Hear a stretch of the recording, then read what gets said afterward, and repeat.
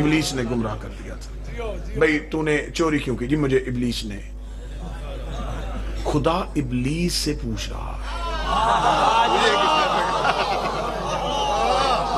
تجھے کس نے کیا؟ اب جو وجہ وہ بتائے گا وہ وجہ شیطان کی ماں ہوگی. اس سے وہ وجود میں آیا ہے نا, وہ شیطان سے بھی زیادہ خطرناک ہوگی. وہ وجہ میں نے پڑھنی ہے اور آپ کے سامنے کئی بندے آ جانے ہیں.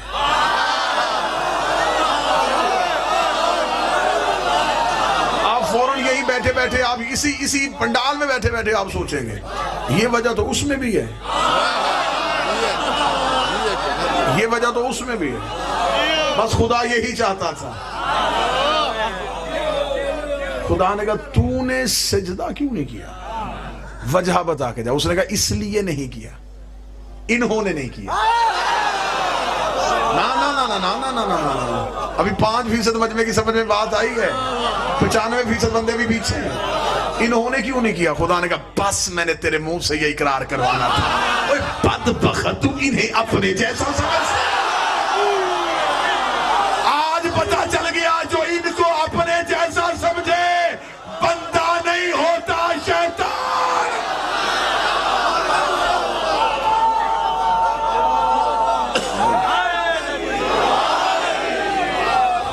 جو انہیں اپنے جیسا سمجھ لے وہ بندہ نہیں ہے,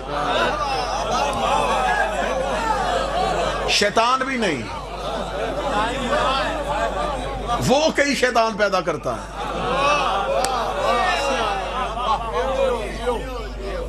اس نے کہا میں آگ سے بنا, یہ مٹی سے بنا. اعتراض ذات پہ نہیں میٹیریل پہ کیا. یہ نہیں دیکھی کہ نسبت کس سے ہے, اللہ خلافت دے رہا ہے. اللہ کی نسبت نہیں دیکھی, میٹیریل دیکھا, مٹی سے بنا. آج بھی شیطان والی صفت واقع ہے. یہ نہیں دیکھیں گے نسبت کیا ہے, کہیں گے کپڑے کا ہے.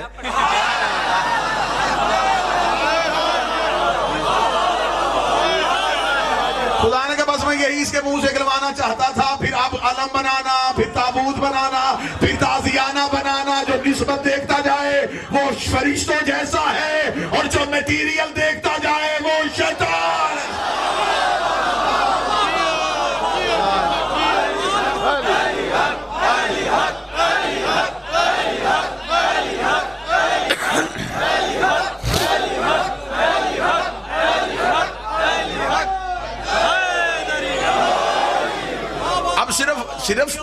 صرف آدم میں مٹی تو تھی نہیں, عناصر اربعہ تھے نا, پانی تھا, آگ تھی, ہوا تھی.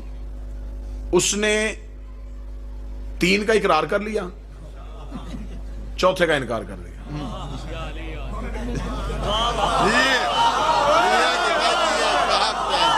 مٹی کا انکار صرف, پانی کا نہیں کیا, آگ کا نہیں کیا, ہوا کا نہیں کیا. 3 کو مان گیا. میں حضور شیطان کی بات کر رہا ہوں, صاحب میں شیطان کی بات کر رہا ہوں. اس نے کہا جی میں انہیں یہ مٹی کہاں سے آ گئی, یہ مٹی کہاں سے آ گئی. اعتراض صرف مٹی پہ کیا. آج بھی شیطان والی عبادت دیکھنی ہو, بندہ نماز پڑھتا اس کے آگے تھوڑی سی مٹی رکھو, کبھی نہیں پڑے گا.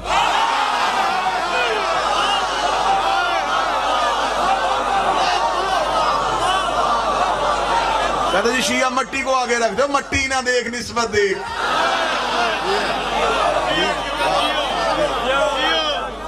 میں سجدہ نہیں کروں گا. اس نے کہا نہیں یہ میں صحیح. خدا نے کہا فوراً نکل جا, اب بھی نکل. باقی گناہگاروں کے فیصلے قیامت والے دن. تیرا ابھی نکل جا.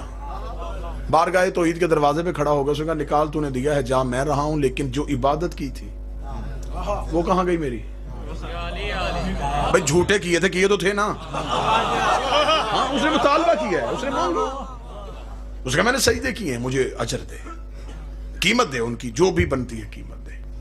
کیا خوبصورت میرے مالک نے اس کا جواب دیا تھا. یقیناً یہ غلاموں کے بس کا کام نہیں تھا. مالک نے بہت خوبصورت جواب دیا. میرے 5ویں شہنشاہ سے ایک بندے نے پوچھا, مولا ابلیس نے عبادت جو ہے جو اللہ کی تھی تو اس کی کسی عبادت کا اجر نہیں ملے گا. ہائے ہائے, جواب دیکھنا قیامت تک کے لیے کیسے لپیٹ میں لے لیا ہر چیز کو. امام فرماتے اس بدبخت نے عبادت اللہ کو معبود سمجھ کے نہیں, خلافت کے لالچ میں کی.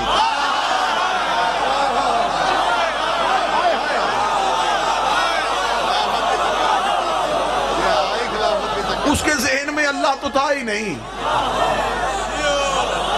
اس سے تو پتہ چل گیا تھا کہ کوئی خلیفہ بننے والا ہے.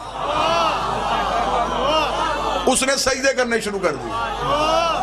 وہ سمجھتا تھا شاید میں بن جاؤں گا.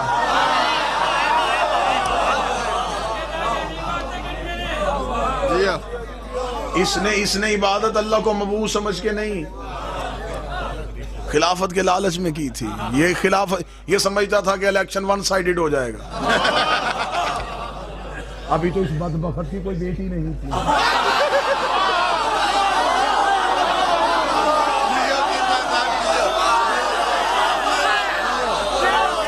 ورنہ پتہ نہیں یہ کیا کیا لالچ دے دیتا.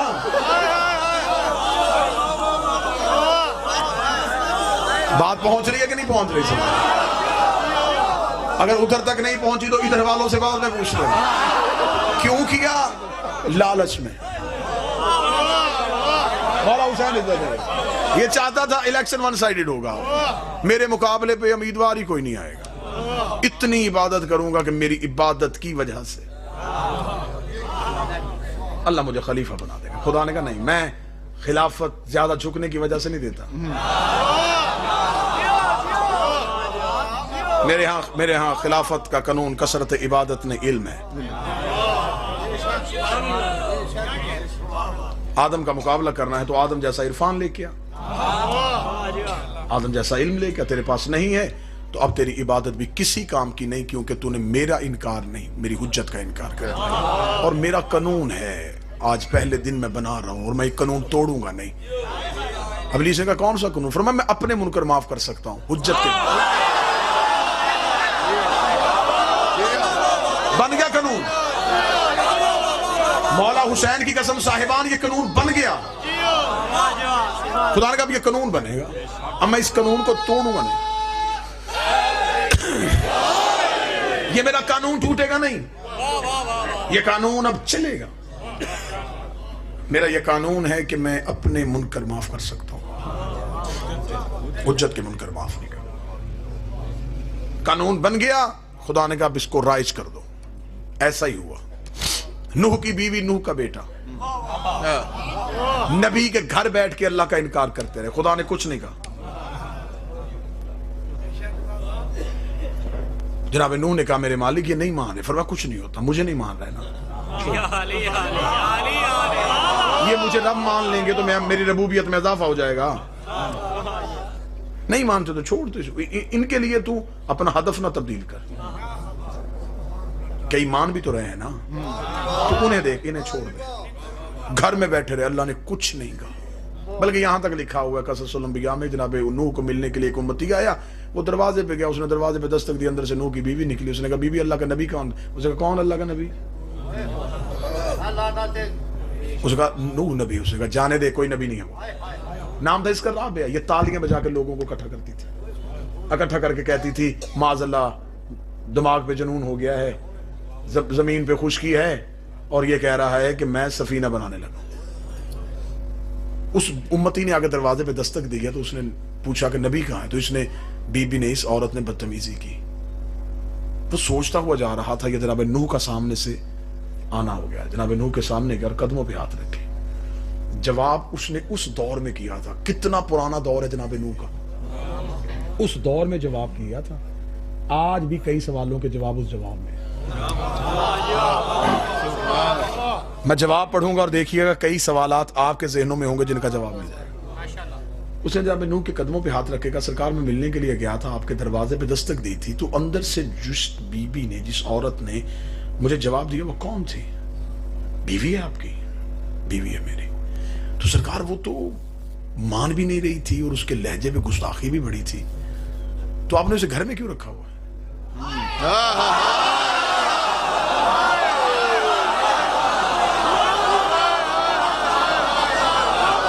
جناب نوح نے امتی کے سر پہ ہاتھ رکھے گا، دیکھ تو میرا امتی ہے، مجھ سے پیار کرتا ہے، تو صرف مجھے دیکھ اور اب میرے اللہ کو دیکھ، اور تیرے سوال کا جواب میں اتنا دے دیتا ہوں، اگر اس کی گھر میں بیٹھے یہ حالت ہے، اگر میں نے گھر سے نکال دیا تو میدانوں میں کہاں سے سنبھالے؟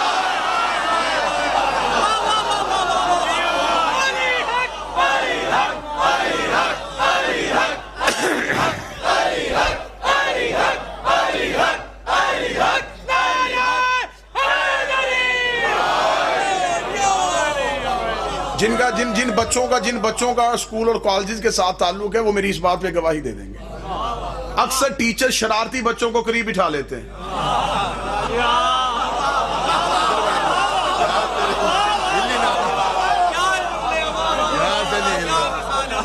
انہیں خبر ہوگی کہ دور بیٹھے ہوں گے نا جی، شرارت کریں گے، پوری کلاس کا ماحول خراب کریں گے، وہ کہہ رہے ادھر آ جاؤ، تم اٹھو، ایک ادھر بیٹھ جاؤ، ایک ادھر بیٹھ جاؤ۔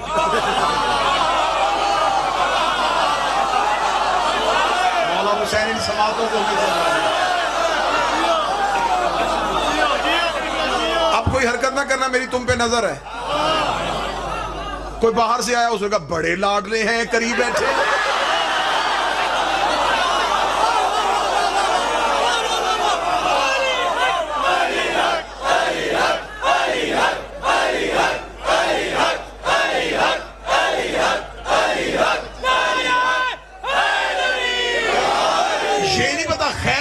سے قریب نہیں کیے،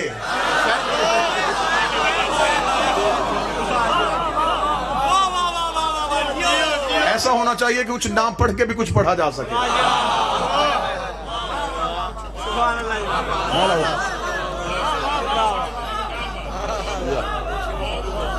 اب نوح کی بیوی، نوح کا بیٹا نبی کے گھر میں رہ کے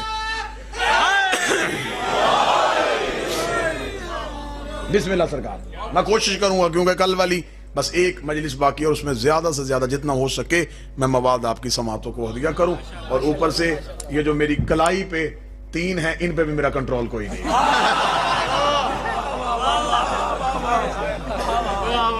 ان کی تیزی بھی مجبور کر رہی ہے کہ میں بڑی جلدی جلدی آپ تک بات پہنچا سکوں، اس لیے تو میں نے اس ہاتھ میں اسے رکھا ہوا ہے۔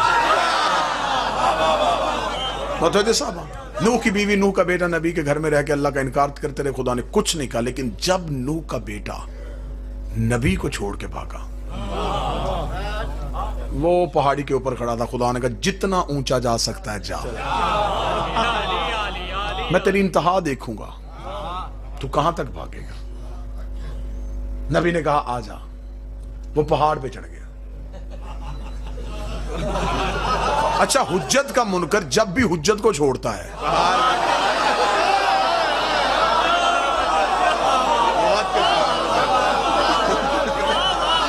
آسرے وہ ہمیشہ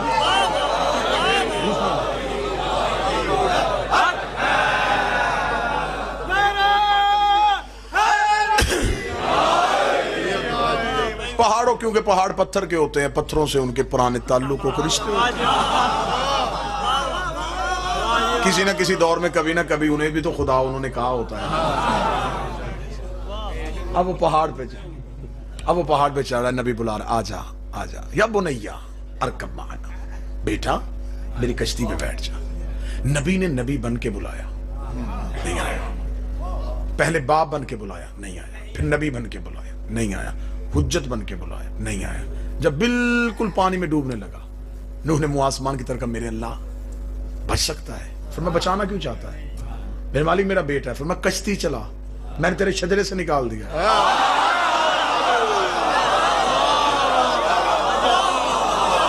اچھا، نوح کا بیٹا، اس نے نوح کی ولدیت کا انکار نہیں کیا، نوح کی ولایت کا انکار کیا، اللہ نے شجرے سے نکال دیا۔ آج کوئی سید ہو کے علی کی ولایت کا انکار کیا،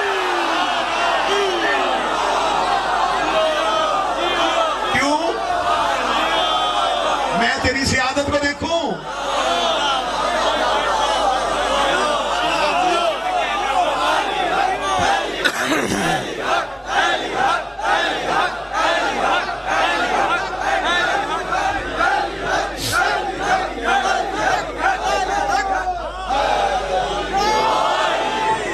مولا حسین کی عزت کی قسم ہے، علی کی ولایت کو چھوڑ کے کوئی سید نہیں. ریسرچ کر کے دیکھنا جتنے علی کے منکر ہیں ان کی سیادت چیک کرو, کہیں نہ کہیں کھوٹ ہوگی.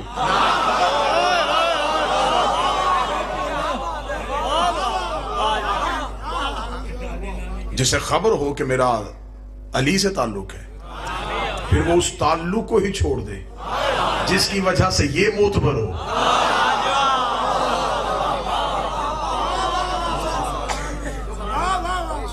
خدا نے غر کیا, غر کر کے خدا نے کہا نہیں نو میرا اصول ہے, میں اپنے معاف کر دیتا ہوں.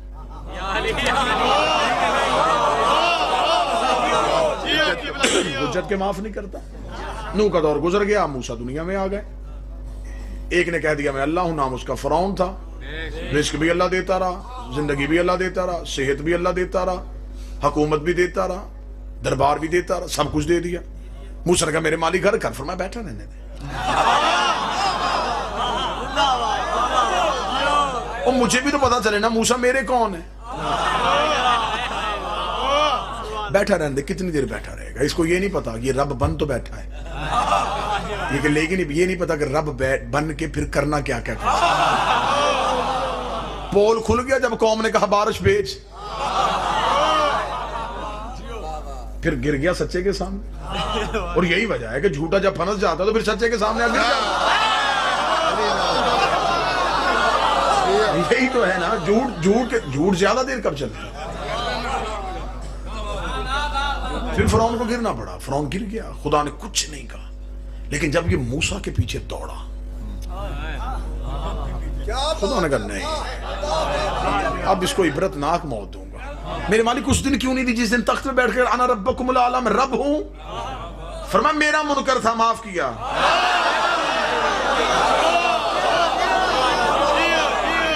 اب حجت کا منکر اب معاف نہیں ہوگا. مجھے جملہ یاد آ گیا خطیب آل محمد قبلہ سرسن زیدی صاحب کا. ان کے خانوادہ کے لوگ مجلس میں شریک ہیں. جملے کا ثواب بھی قبلہ کی روح کو پہنچا. قبلہ کہتے ہیں مصری تھا گھول کے مار دیا. کیسا لطیف جملہ ہے, مصری تھا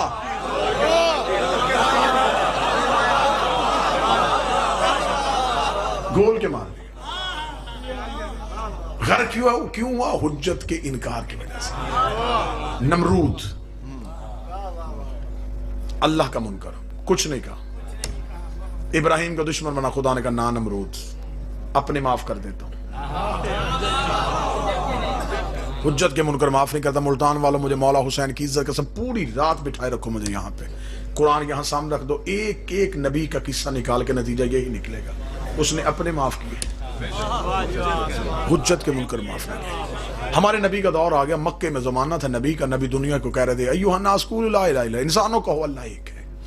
سب سے بڑے دشمن نے ابو جہل نے نبی سے آگے کہا, اس نے کہا کہ تیرا اللہ اگر نظر بھی نہیں آتا تو اسے منوا رہا ہے اور ہمیں کہہ رہا ہے کہ تم کافر غلط ہو, تم بتوں کو پوجتے ہو, تو اپنے اللہ سے کہہ ہمیں پیدا ہی کیوں کرتا ہے؟ پیدا وہ کر رہا ہے, تو کہہ رہا ہے کہ ہم غلط ہیں, تو پھر اپنے اللہ سے کہہ اگر وہ موت پہ قادر ہے تو ہمیں مار دے. ان سے کہہ دے کہ آسمان سے پتھر بھیجے. دعا آج بھی قرآن میں موجود ہے. نبی نے کہا میرے مالک یہ کہہ رہا ہے افطر علینا حجارۃ من السماء, آسمان سے پتھر بھیج. خدا نے کہا کبھی بھی نہیں آئے گا. میرے مالک کیوں؟ فرمایا ان کان لیعذبہم انت فیہم, میں عذاب بھیجوں جہاں تو رہتا ہوں.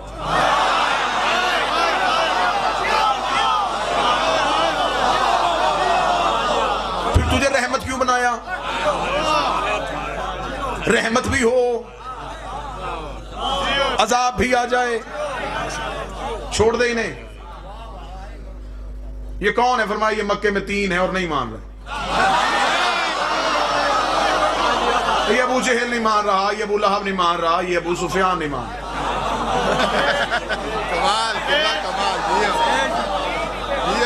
پکڑائی نہیں دینی میں نے, جب پکڑا جائے وہ قدیم کیسا. یہ نہیں مان رہے, فرمایا چھوڑ دیں. تو تبلیغ کر, تو لعنت بھیجے, تو اپنا منوا انہیں چھوڑ. مالک عذاب مانگ رہے, فرمایا نہیں بھیجنا, مجھے نہیں مانتے نا, چھوڑ, جو مانتے انہیں منوا. اصول دے دیا کہ نہیں اپنے منکر معاف کر دوں گا، حجت کے معاف نہیں کروں گا. ابو جہل مانگ رہا ہے اور اللہ پتھر نہیں بھیج رہا. کوشش میری بھی بڑی ہے کہ میں جلدی نتیجے میں. غدیر کا چوک تھا،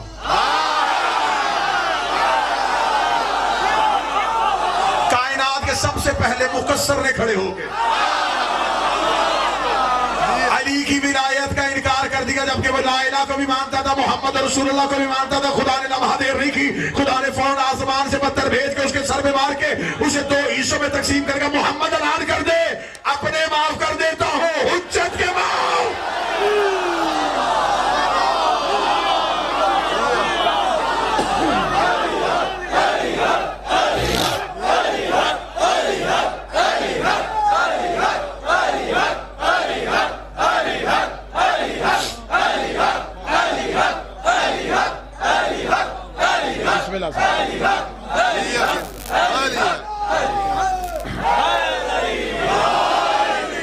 بات گھوم کے وہیں پہ آ گئی.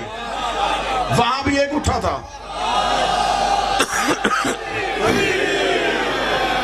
یہاں بھی ایک اٹھا، وہاں بھی ایک نے انکار کیا. اچھا یہاں بھی ایک نے انکار کیا، وہ بھی لا الہ کا قائل تھا، یہ بھی لا الہ کا قائل تھا، محمد رسول اللہ بھی پڑھتا تھا، نمازی بھی تھا.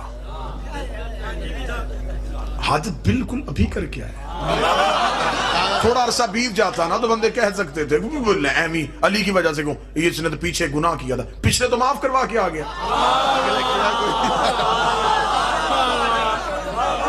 بھئی کلیہ آپ ہی نے دیا ہے نا کہ حج پچھلے گناہ معاف ہوئے، تو پچھلے تو اس کے معاف ہو گئے تھے. پھر وہ کون سا ظلم ہوا تھا جس کے لیے ابو جہل پہ پتھر نہ بھیجنے والے نے کیا کہہ کے عذاب روکا تھا کہ جہاں مصطفیٰ ہو وہاں عذاب نہیں آتا. حارس کھڑا بھی قریب تھا.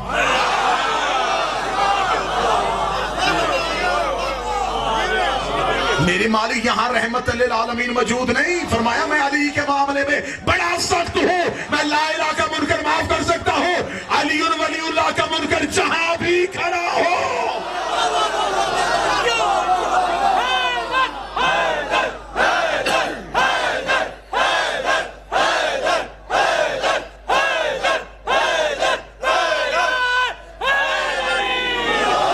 جہاں بھی کھڑا ہو.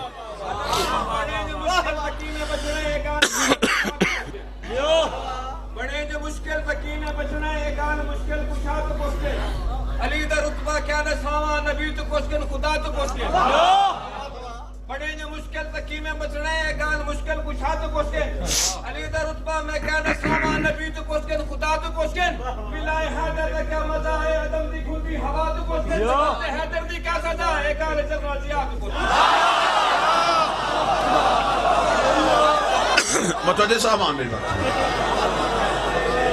فرمایا حجت کا منکر جہاں بھی کھڑا ہو. موضوع کی سنجیدگی کو ملحوظ خاطر رکھیں، جہاں بھی کھڑا ہو سزا ملے گی. یہاں تک لکھا ہے کہ ایک شخص ابو قدا خانہ کعبہ کے غلاف کے اندر منہ دے کے کہہ رہا تھا اللہم صلی علی محمد، اللہم صلی علی محمد، اللہم صلی علی محمد. اے اللہ درود پر صرف محمد پہ یا میرے صادق بادشاہ کا گزر ہوا. امام نے کعبے کا غلاف اٹھایا، گریبان سے پکڑے باہر نکالا. امام نے کہا کعبے کے غلاف میں چھپ کے ہمارے حق میں ڈاکہ ڈالا.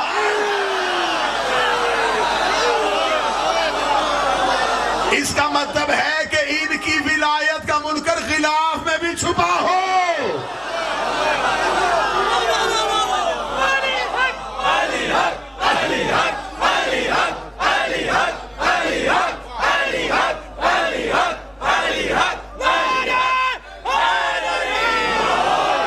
کعبے کے خلاف میں چھپ کے ہمارے حق میں ڈاکہ ڈالا. اس کے چہرے کی رنگت تبدیل ہوگی. فرمایا کیا حق میں ڈاکہ ڈالا؟ تیرے نانا کی نبوت کا اقرار نہیں کیا؟ فرمایا جہاں نبوت کا اقرار کرو وہاں واجب ہے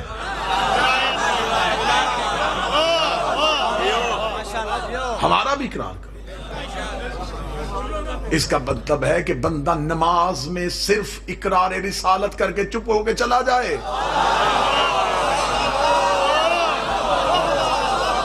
اسی لیے تو معصوم نے کہا تھا بندہ ہمیں چھوڑ کے نماز پڑھے، وہ نماز پڑھتا ہے، فرشتے نامہ اعمال میں لکھتے ہیں چوری کی ہے.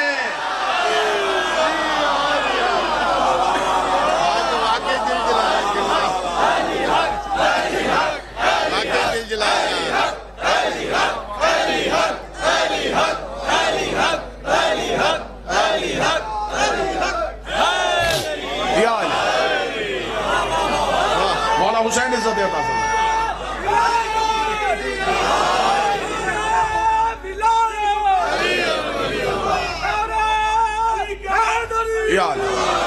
وہی پتا ہوگا علی کو کون جانے گا، کہاں یہ فیصلہ ہوگا. علی کیا ہے علی جانے، علی کو ہی پتا ہوگا. نمازوں میں علی آئے تو کہتے ہو باطل ہے، ارے علی کعبے میں آیا ہے، بتا کعبے ہے. تیرے جذبے پہ قربان. متوجہ صاحبہ،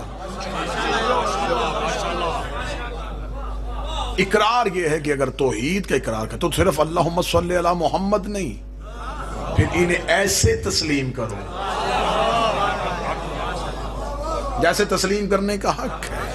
وہ صرف اپنی تسلیم کو نہیں مانتا، ان کی تسلیم کو وہ اپنی تسلیم سمجھ. جس نے انہیں تسلیم کیا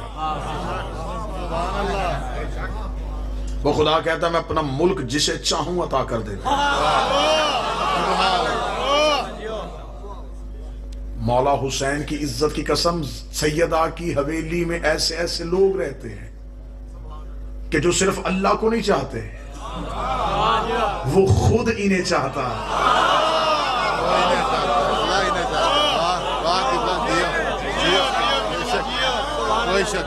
وہ چاہتا ہے. بس کیونکہ حق سیدہ بھی موضوع کے ساتھ چل رہا ہے تو آج ایک جملہ، ایک نکتہ یہاں پہ. سوال کہ باغ فدق کو امیر المومنین نے اپنے دور میں واپس کیوں نہ کیا؟ جواب مولا کی زبان سے سننا. حوالے ریفرنس جتنے چاہو گے لکھوانے کے لیے تیار. مولا سے پوچھا گیا تھا مولا جب امیر المومنین کا دور تھا تو پھر فدق واپس کیوں نہیں کیا؟ یہ جواب قیامت تک کے لیے کسوٹی ہے، معیار ہے، کلیہ ہے، اس کو کوئی رد نہیں پیش کر سکتا. امام نے فرمایا ہم آل محمد کا یہ مزاج ہے، جو چیز ہم سے ظلمن چھین لی جائے ہم دوبارہ اس پہ اختیار اس لیے نہیں کرتے کہیں ظالم کی سزا میں کمی نہ ہو جائے.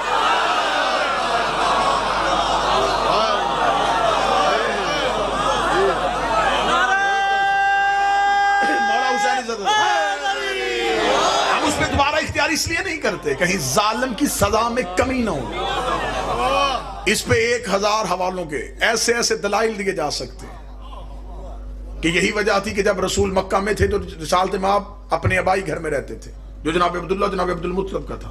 رسول نے مکہ چھوڑ دیا، مدینہ ہجرت کر کے چلے گئے. فتح مکہ پہ جب رسول آئے تو اس گھر پہ ابو لہب قبضہ کر چکا تھا. صحابہ نے کہا یا رسول آپ اپنے آبائی گھر میں نہیں جائیں گے؟ فرمایا مجھے محبت ہے اپنے باپ کے گھر سے، لیکن میں وہاں جا کے اس کی لعنت کے سلسلے کو روک نہیں سکتا.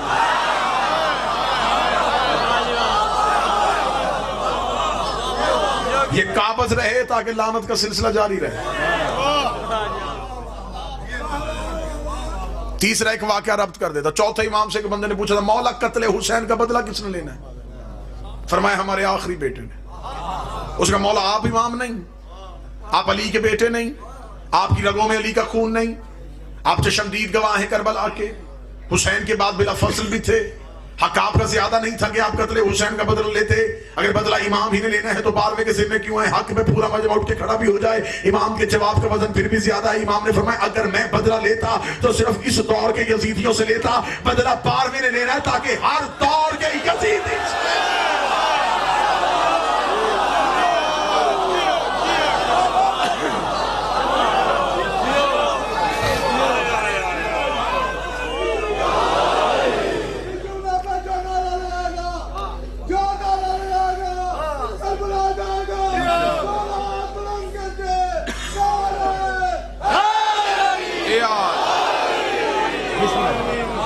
دوسرا جواب خود امیر المومنین کی زبان سے سنیں. یہ مناقب سے جواب تھا. امام صادق کا دوسرا جواب سنا امیر المومنین کا. امیر المومنین سے پوچھا گیا مولا فتح واپس کیوں نہیں لیا؟ امام رحمت تمہارے بدلے ہم لیتے ہیں, ہمارے خدا لیتا ہے.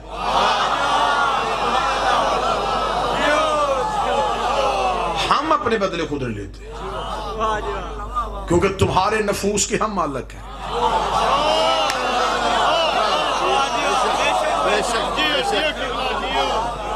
ہمارا ذاتی نفس کوئی نہیں ہے, ہم نفس اللہ ہے, وہ اپنا بدلہ خود لیتا ہے اور وہ بدلہ لینے میں جلدی نہیں کرتا.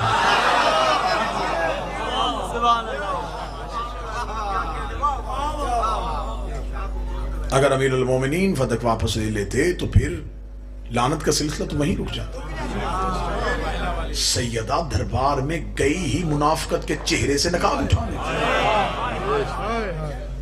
بڑا بہترین جملہ, اتنا خوبصورت جملہ ہے جس سے خود بھی مجھے عشق ہے. سیدہ دربار میں گئی تھی سورہ منافقون کی تفصیل دکھانے کے لیے.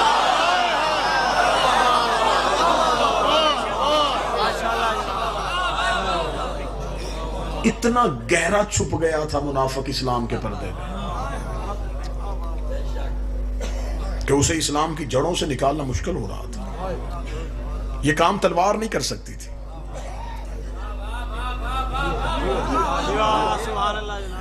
کیونکہ جب بھی تلوار گردن پہ آتی تھی اقرار لا الہ الا اللہ کہہ کے علی کی سیف سے بچتے تھے.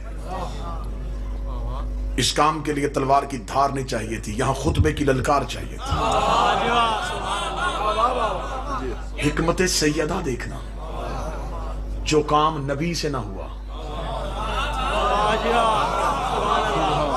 جو کام علی سے نہ ہوا, 4 گھنٹے میں جنگ جیت کے آ گئی نبی کے بیٹے. ہمیشہ کے لیے منافق کو علیحدہ کر کے دیکھ. آج پوری دنیا میں شور ہے. یہ مقدمہ کن دو کے درمیان تھا, صحابی اور نبی کی بیٹی. 2020 کا مسلمان جو اس وقت نیٹ پہ مجھے سن رہا ہے وہ مجھے صرف اتنا بتائے کہ تو کس کی طرف ہے, نبی کی بیٹی کی طرف ہے یا نبی کے صحابی کی طرف. یہ تو مانتا ہے نا کہ 2 شخصیات کے درمیان یہ تنازع تھا. تو کس کی طرف ہے؟ اگر تو نبی کی بیٹی کو چھوڑ کے کسی شخصیت کی خاطر اس کے پیچھے جا رہا ہے تو بتا قیامت والے دن تو نے جواب کس کو دینا ہے؟ ایک لمحے کے لیے بھی نبی کی بیٹی کے حق سے غافل ہونا تمہیں کفر میں لے جاتا ہے. سیدہ قسمتی ہے, سیدہ معیار ہے. بندے صرف ولایت علی پہ نہیں پہچانے جاتے. میں مولا حسین کی عزت کی قسم کھا کے کہتا ہوں, معیار صرف ولایت علی نہیں ہے, حق خاتون معیار ہے. تولہ کرنا آسان ہے, تبرہ کرنا مشکل ہے. جب آپ نے تبرہ کی منزل پہ جانا ہے تو آپ کو دامن سیدہ کو تھامنا پڑے گا. پھر موت سامنے ہے, پھر خطرے سامنے ہے, پھر دشمنوں کی بھیڑ ہے,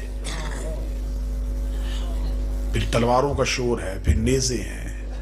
ان سب کچھ کا سامنا کر کے پھر کلمہ حق بیان کرنا, اسے شیعت کہتے ہیں. چپ کے کمرے میں 4 دیواری میں بیٹھ کے سیدہ کو تسلیم کر لینا اور مجمع میں آ کے سیدہ کے دشمن کو بھی تسلیم کر لینا, یہ وہ شیعت ہے. کس انداز میں, کس رنگ کے ساتھ آج لوگ مذہب تشیع کا دفاع کر رہے ہیں. کہہ رہے نہیں ہمیں تو اتحاد چاہیے. تجھے کیا اتحاد چاہیے؟ تجھے نبی کی بیٹی سے اتحاد نہیں لینا. کیا تو رسول کی بیٹی کے سامنے بروز قیامت شرمندہ ہونا چاہتا ہے؟ مبلغہ ولایت علی تھی رسول کی بیٹی. نبی کے جانے کے بعد تنہائی میں آ کے امیر المومنین نے سیدہ سے کہا تھا, زہرا اتنی میری ولایت نہ پڑھا کر, مجھے ڈر ہے لوگ تجھے قتل نہ کریں.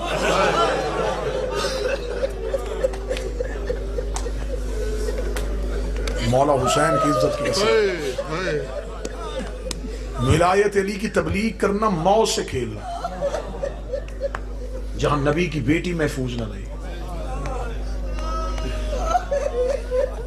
بڑے دوست احباب آ کے ہمیں کہتے ہیں جی آپ کھل کے عقیدہ پڑھتے ہیں, بڑا خطرہ ہوگا آپ کو. یہ خطرہ تو نبی کی بیٹی کو بھی تھا. کیا چھوڑ دی بی بی نے علی کی ولایت پڑھنے؟ اللہ فرمایا اتنا کھل کے نہ میری ولایت پڑھا کر, مجھے ڈر ہے لوگ تجھے قتل نہ کر. رو کے بی بی نے جو جواب دیا تھا تمہاری چیخیں عرش کو جائیں گی. بی بی رو کے دی یا علی میرے باپ کا بیٹا کوئی نہیں تھا. زہرا کو کوئی بھائی ہوتا, یا علی تیرے کاندھے کے ساتھ کاندھا ملاتا, تجھے تنہا نہ چھوڑتا. یا علی میں مصلی پہ چھپ چھپ کے روتی ہوں. نبی کے بعد تم مدینے کی گلیوں میں اکیلا رہتا ہے. رو کے کہنے لگی یا علی تو شیر خدا ہے, تو اپنی غربت گھر آ کے نہیں بتاتا, لیکن مجھے کمبر نے بتایا. یا علی تجھے مدینے کے لوگ اب سلام ہی نہیں. اتنا کہنا تھا امیر المومنین نے امامہ اتار کے زانوں پہ رکھ کے کہا اگر بات تجھ تک پہنچ گئی ہے تو غربت یہ ہے میں سلام کروں مجھے جواب بھی کوئی.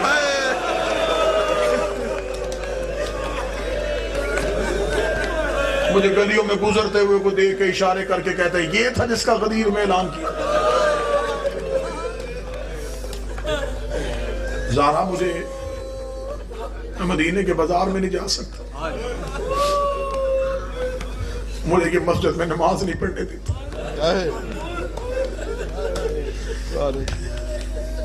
بی بی رو کے کہتی نہ یا علی تیری آنکھ کا آنسو زہرا برداشت نہیں کر سکتا. بی بی نے تسلی دینے کی خاطر کہا یہ تجھے سلام نہیں کرتے, ہمیں ان کے سلام کی کیا پرواہ, ہمیں اللہ سلام کرتے, ہمیں فرشتے سلام کرتے. یا علی تو نہ رو, ابھی زہرا زندہ ہے.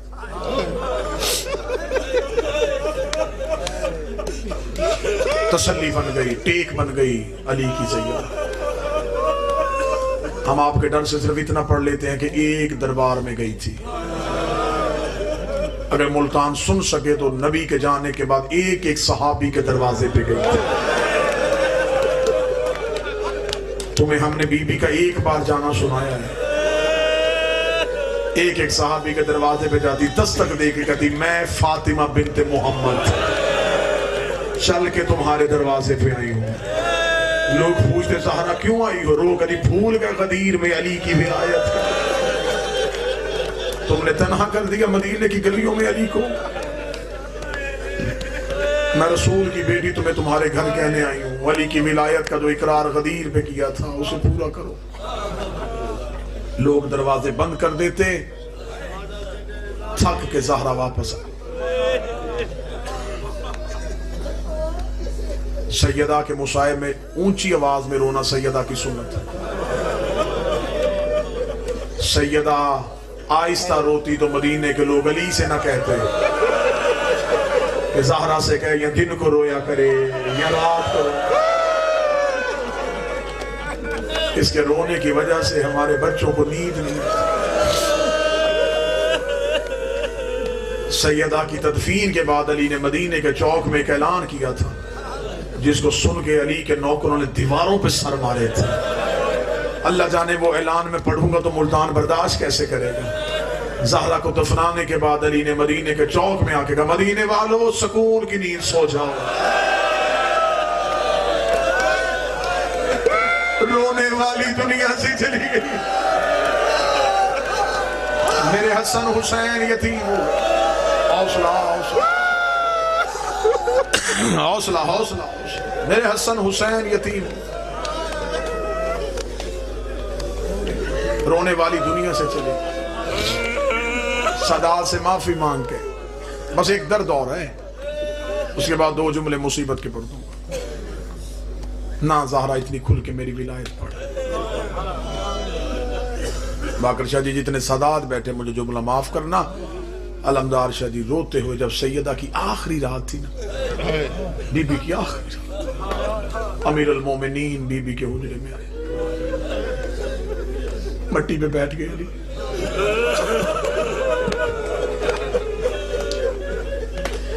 किताबें कहती हैं कि अली के आंसू रेत पे गिर रहे। मुझे बादशाह हुसैन की इज्जत की कसम है कि जितनी तकलीफ हुई है ना अली को ज़हरा के बाद, बड़ा रोया है मेरा शहंशाह, बड़ा रोया है मेरा मौला। मैंने 1 साल अयाम फातिमिया कुम में किए थे, 2 साल पहले की बात है। मैं अयाम फातिमिया के लिए कुम में था। खबर थी कि बीबी के हरम में वहीद खुरासानी सैयदा की शहादत पड़ेंगे। अज़ादार आलम दीन है। 3 जमात-उस-सानी का जुलूस भी कुम में उनकी क़यादत में निकलता है। मैं बड़े शौक से वो मजलिस सुनने के लिए गया। मैंने कहा इतना बड़ा आलम दीन है, ये जो बीबी की शहादत पढ़ेगा ना, ये रवायात, मुस्तनद रवायात। मैं उस मजलिस में खुद शरीक था। वहीद खुरासानी ने फ़ज़ाइल सैयदा पढ़ने के बाद एक जुमला पढ़ा बस, उसके बाद न किसी ने सुना न उनसे पढ़ा गया। बुजुर्ग आलिम दीन है, मिंबर पे बैठे, एक जुमला पढ़ा। मौला की कसम ऐसे लगता था जैसे बीबी के हरम की दीवारें हिल रही। मैंने लोगों को दीवारों पे सर मारते देखा। वहीद खुरासानी ने फ़ज़ाइल सैयदा पढ़ने के बाद अपने सर से इमामा उतार के यूं मिंबर पे रखा, रख के कहने लगे आज मुझे उलमा ने कहा है कि सैयदा की शहादत पढ़। मैं उस बीबी की शहादत कैसे पढ़ूं जिसकी शहादत की खबर सुन के अली मुंह के बल जमीन पे गिर गया। जो ही सलमान ने जाके बताया या अली ज़हरा शहीद हो गई, अली मुंह के बल रेत में गिर गए। रो के कहने लगे मेरे अल्लाह मेरी हमदर्द चली गई।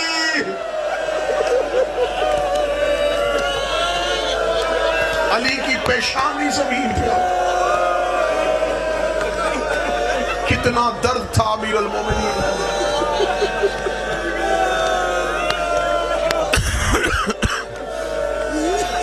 आखिरी रात सैयदा ज़हरा बीबी ने देखा अमीर अल मोमिनीन रो रहे। मेरे को या अली क्यों रो रहे? मैं नहीं पढ़ूंगा मगर सैयदो मेरा बदन कांप रहा है कि आखिरी रात में बीबी की हालत क्या थी, कितनी जख्मी थी। रो के कहती अली क्यों रो रहे? अली खामोश सिसकियां लेके रो रहे।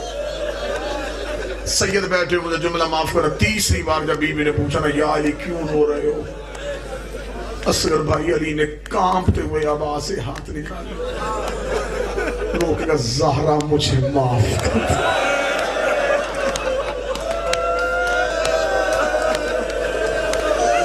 बीबी को पहलू भूल गया,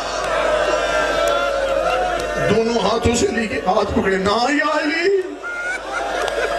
क्यों? रोके बतूल मैं भी जिंदा था, तू भी जख्मी हो गई, नियाम में तलवार रह गई और तेरा पहलू शहीद हो। बतूल मुझे तेरे जख्मों की कसम तेरे बाबे ने मुझे हुक्म दिया था।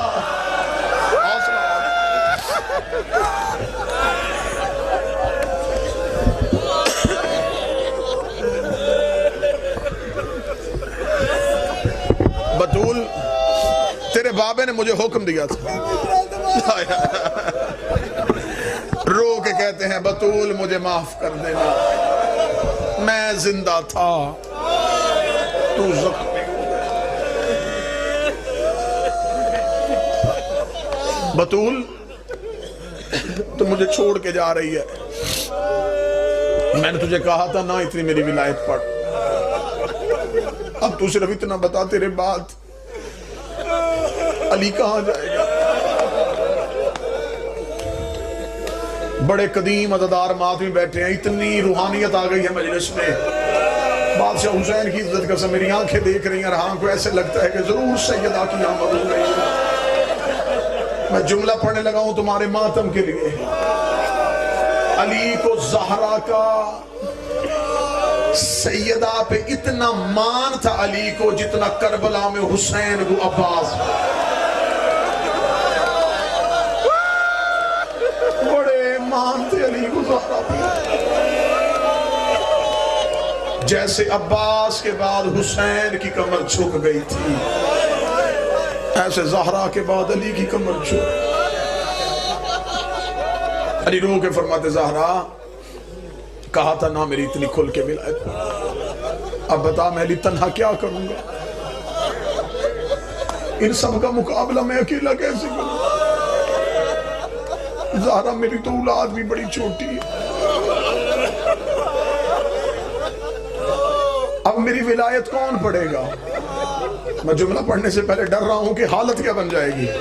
جب کہا زہرا اب تیرے جانے کے بعد میری ولایت کون پڑھے گا؟ اتنا کہنا تھا بی بی نے زخمی ہاتھ پہلو سے اٹھایا، فرمایا علی خاموش ہو جا، تو کیا سمجھتا ہے کہ اب تیری ولایت لاوارث ہو جائے گی؟ بی بی یہ کہہ کے حجرے کے باہر گئی، اپنی چھوٹی سی بیٹی کو اٹھا کے علی کے سامنے کھڑا کیا، چھوٹی سی زینب کا ہاتھ اٹھا کے علی کے سر پہ رکھا، رکھے گا زینب تیرے سامنے قسم کھا جب تک تیری زندگی ہے میرے تیرے بابے کی ولایت. تڑپ گئی شام کی ملکہ، رو کے کہتی بابا میں وعدہ کرتی جو کام اماں چھوڑ گئی میں کروں. بابا ماں صحابی کے دربار میں گئی تھی، میں شرابی کے دربار. بابا ماں کھلے ہاتھوں سے گئی تھی، میں بدے ہاتھوں سے جاؤں گی. بابا ماں چادر پہن کے گئی تھی، میں بغیر چادر کے جاؤں گی. کوئی سید بیٹھا مجھے معاف کر دینا. بابا ماں چند گھنٹے کھڑی رہی، میں کئی گھنٹے. بابا میں تیری ولایت ہوں.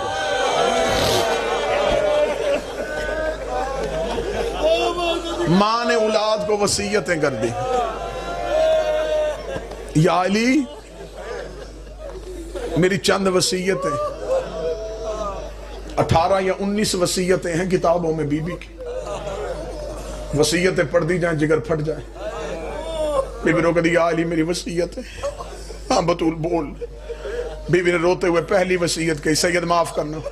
بی بی رو کہتی یا علی میرے جنازے کا اعلان نہ کروانا. یہ وصیت آپ نے پہلے سنی ہوئی ہے، میں وجہ پہلی بار پڑھوں گا تو ہر ایک ہاتھ سینے پہ آ جائے. روگ علی کہتے ہیں زہرا ہر مرنے والے کی خواہش ہوتی ہے میرے جنازے پہ لوگ زیادہ ہو، تو کہہ رہی میرے جنازے کا اعلان نہ کروانا. بی بی تڑپ کے کہتے ہیں یا علی میری زینب رش سے گھبرا گئی ہے، جب سے دروازے کو آگ لگی ہے میری زینب بھیڑ سے ڈر گئی ہے. ایسے نہ ہو لوگ جنازے پہ آئے. زینب رو کے گئے اماں اٹھ دروازے کو دوبارہ آگ لگی. جب سے دروازے پہ آگ آئی ہے میری زینب ڈر گئی ہے. یا علی میرے جنازے کا اعلان نہ کروانا. شہادت کل پڑھ دوں گا، آج صرف درس سن لینا، صرف وصیت ہے. یا علی میرے جنازے کا اعلان نہ کرنا. دوسری وصیت میں مجھے بی بی کے زخموں کی قسم بی بی نے نام لیے تھے. میں بارہویں کے سامنے شرمندہ ہوں کہ ہم جس دور میں زندگی گزار رہے ہیں ہم تیری دادی کے قاتل کا نام نہیں منبر سے لے سکتے. میں اشارہ کر دوں گا یہ قوم خود سمجھ آئے گی. بی بی رو کہتی یا علی جنہوں نے مجھے مارا تھا وہ میرے جنازے پہ نہ ہوں.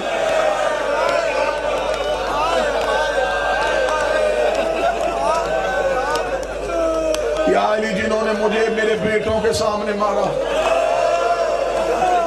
تو میرے جنازے پہ نہ. بطول اگلی وصیت. بطول رو کہتی یا علی میری قبر کا نشان مٹا دیں. اس درد کی وجہ کھول کے پڑھوں تو سید کانپ جائیں. ایک اشارہ چھپا کے پڑھنے لگا ہوں. مجھ پہ سوال کرو تو جو بطول بی بی کے حصے کا ذکر ہے بتا بی بی نے قبر کا نشان کیوں مٹوایا؟ علی کو بطول کی قبر سے وہی خطرہ تھا جو حسین کو اصغر کی قبر کا.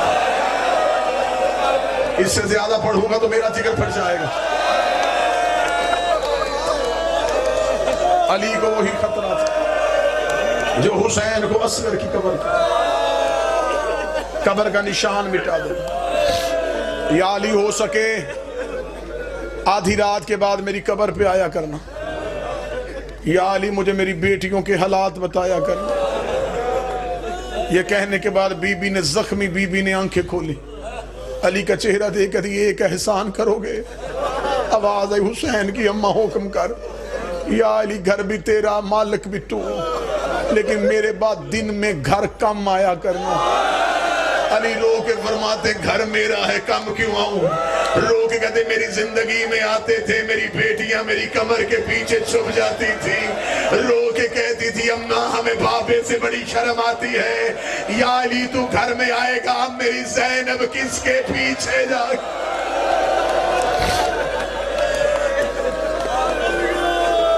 حوصلہ حوصلہ، زیادہ سے زیادہ 2 منٹ، ہر آنکھ پر نم ہو گئی، مارنا مقصد نہیں ہوتا، جو آنسو چاہیے تھے وہ آ گئے۔ یا علی میری اگلی وصیت، یا علی میرے بعد بنی کلاب میں شادی کر دے، اس عورت کا نام میرے نام سے مطابقت کرے گا، یا علی اللہ اس میں سے ایک بیٹا دے گا، یا علی اس کا نام عباس رکھے، یا علی جب وہ بچہ دنیا میں آئے اس کا ماتھا چوم کے کہنا اماں زہرا تجھے سلام کہہ رہی تھی۔ یا علی میرے حجرے میں جو صندوق ہے اسے کھولنا، اس میں نے غازی کے زخمی ہاتھوں سے کڑتے سیے، میرے عباس کو میرے ہاتھوں کا سلا ہوا لباس پہنانا، یا علی اس کے بازوؤں پہ میری طرف سے بوسے دینا، وہ میری بیٹیوں کے پردے کا نگران ہے، وہ میری بیٹیوں کی چادروں کا نگران ہے۔ اگلی وصیت بی بی نے وہ کی ہے جو علی جیسا شیر خدا بھی کانپ گیا ہے، کیونکہ آدھے سے زیادہ زخم بطول نے علی سے بھی چھپائے ہوئے تھے۔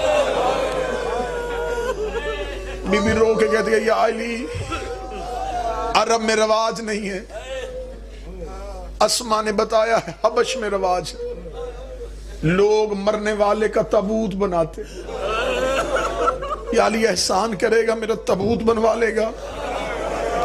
علی کی آواز ہے زہرا لوگ عرب میں چارپائیوں پہ جنازہ اٹھاتے، بی بی کہتی نہیں تو میرا تابوت بنا دینا۔ علی کی آواز ہے آدھی رات کو میت اٹھانی ہے، جنازے میں ہونا بھی کوئی نہیں، پھر بھی میں تیرا تابوت بناؤں، وجہ بتا سکتی ہے؟ میں وجہ پڑھوں سید مجھے معاف کر دینا؟ بی بی کہتی کھلی چارپائی پہ نہ اٹھانا، مرنے والے کے زخموں کا پتہ چل جاتا ہے۔ یا علی میں بڑی زخمی ہوں، یا علی میرے زخم بڑے گہرے،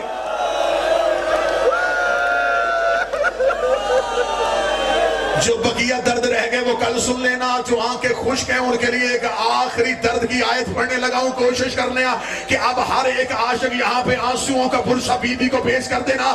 آدھے سے زیادہ زخم بطول نے علی سے چھپائے ہیں، آدھی رات کو علی چھپ چھپ کے حجرے کا پردہ اٹھاتے، زخمی زہرا کو دیکھتے علی اپنے بچوں کو اٹھاتے، گھر کے کونے میں بٹھا کے علی خود مٹی میں بیٹھ جاتے، اپنے بچوں سے کہتے بتاؤ تمہاری ماں کتنی زخمی ہے، بتاؤ تمہاری ماں کو کہاں کہاں درد ہوتا ہے۔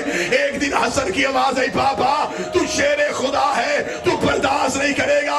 آواز آئی حسن مجھے درد بتا۔ حسن نے اپنا ہاتھ علی کے سر پہ رکھا، رکھے گا بابا تیری غربت کی قسم ہے کئی راتیں ہو گئی ہیں ہماری ماں نماز میں قنوت نہیں پڑھ رہی، ہماری اماں کے ہاتھ قنوت